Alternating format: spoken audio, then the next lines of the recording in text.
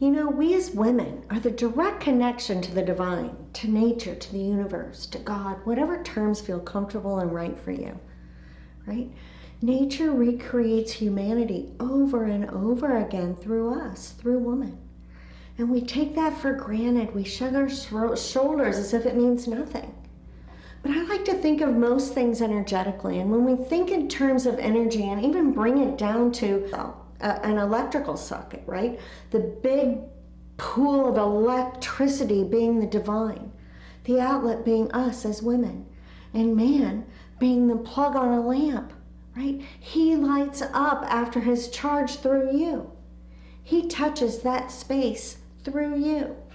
You're always connected there. A woman standing in her power is nurturing to all life. She can see through the eyes of another. She can rise high enough to see what a person needs versus what they want. And she can extend love and compassion to the world at large and see past just her own.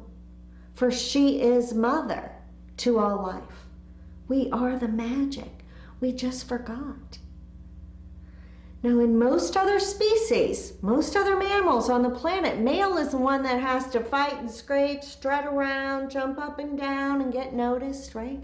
I think we got mixed up. Now, what we know about our femininity is given to us by men. What to wear, how to act, and in some parts of the world, they decide if we have the right to live, or they mutilate our bodies. Right? They have been our filter for knowing and who and what we are. Interestingly, would any one of them have been here had you or I not made the choice and the sacrifices for them to become?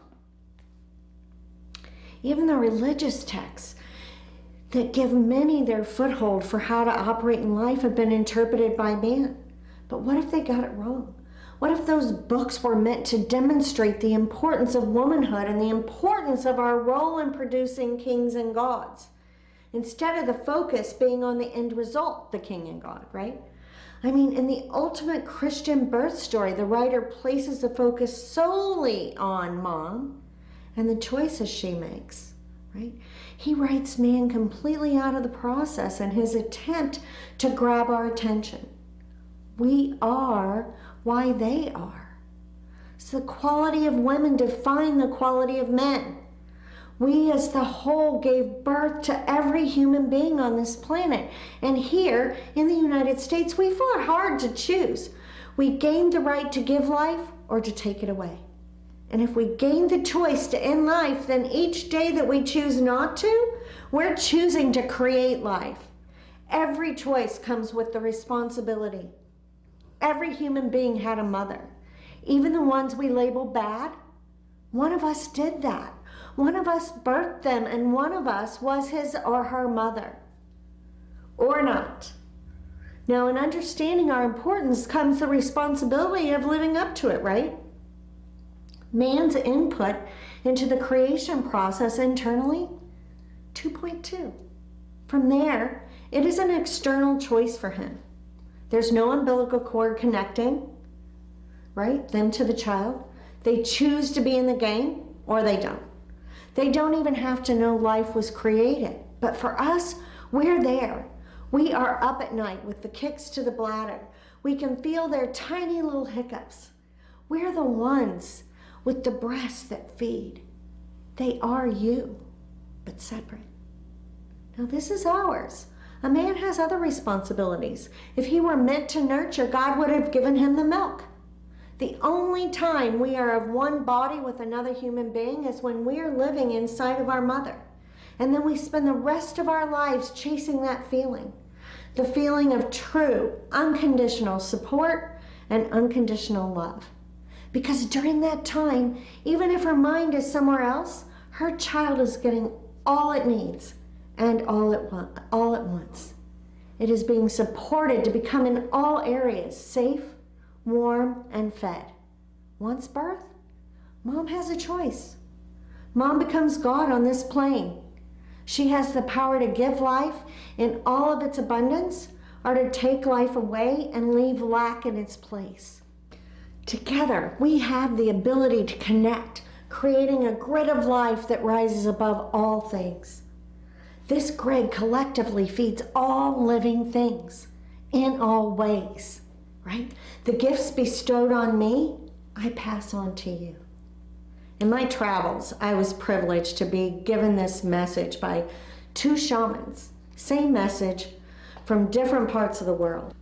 Each took me off individually and shared with me the importance woman will play in healing this planet. It's ours to do. We have birthed everyone here. Plainly put, healing comes to the planet at large first by woman respecting ourselves, investing in what brings us joy. Spend time understanding where and how we're dispersing our energy. Self-care comes first, just like the airplane. Stewards and stewardess say, put your mask on first. Have clarity in what we are bringing to the table. How we show up affects everything and everyone around us. Because you are the center. And secondly, they each in their own way emphasized our need to respect and support each other. Somehow we've turned on ourselves. My visual example for this is the female elephants are a pride of lionesses.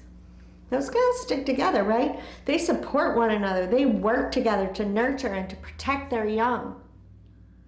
And finally, the world will shift with the health of our children. It happens first within ourselves. We can only give them what we have to give. Our energy runs forever directly into our offspring. We may cut that cord on the physical plane, but everything has an ethereal equivalent. As above, so below. The cord from mother to child cannot be severed. What goes through you goes to and through them. Always. In healing ourselves, we heal everything and everyone around us. I love concepts that show up throughout all sorts of mythology, right? Because when mama's happy, everybody's happy, right? Stepping into this place, we understand that we are mother to all of our environment. Your pets, your plants, your home, your neighborhood, your community. These shamans' message was a call to look inward so that we can begin to look outward. I encountered a Buddhist tradition on the journeys, right, that became a powerful tool for me. The conversation was around archetypes, and the activity was to choose to be infused with the energies or an attribute given to a god or goddess. You know, a god or goddess that you would like to grow or nurture in yourself, right? And in your research, allow yourself to be guided by your attention. Which ones suck you in and why? In a sense, let them choose you. Then after, right? After entering into a light meditative state, I like to do it kind of at the beginning, after I get settled in and request to be infused with the power or attributes of the goddesses or gods of your choice. We can look to the power of the animals as well. I mingle the two myself. Say, I want to be infused with the strength, courage, and dignity of the lioness. I'm infused with the loyalty and the connectedness, selfless service, and trust in oneself of an elephant, right?